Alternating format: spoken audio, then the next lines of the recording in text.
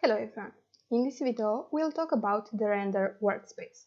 Here I have a model that you can find here under the basic training in the folder named rendering. This one is this model. From here, I'll go to the render workspace since this one is the one that I'm interested in. The scope of this environment is to give you the capabilities to create realistic renderings. This sample already has some appearance added to it, but let's see how we can change it to what we need or want. To open the dialog box for appearance, we can press A on the keyboard and the appearance dialog box will appear, or we can go here to setup and select appearance. The first section in the dialog box is the Apply to. Here we can choose if we want the appearance to be applied to an entire body or component, or just to a face or some specific faces.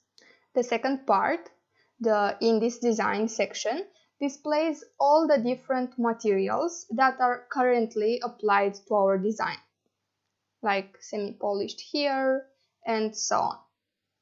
In the library section, you can choose from a number of different materials and appearances that have already been created. Let's add some materials. I can select my materials from here if I scroll and open these folders, or I can search them. I want plastic. I'll move the model and select this one. Okay, I want plastic and I want to modify the appearance of this part. I want it to be this yellow, polyamide actually. I'll drag and drop it, and I want it the same on the other side. Next, I want a rubber appearance. This time, to be more efficient, I'll search for it using the search bar. So I'll type in rubber, and here I have all the types of rubber.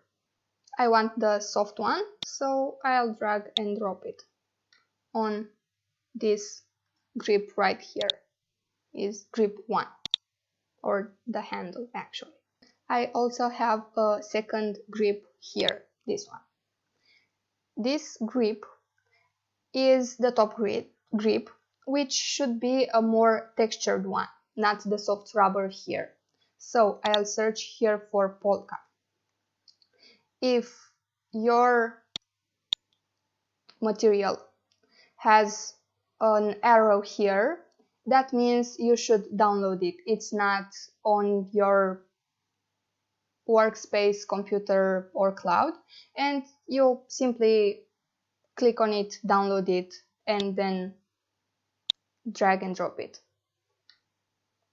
And if I zoom in a bit, you can see that it has some polka dots pattern to help by adding some grip.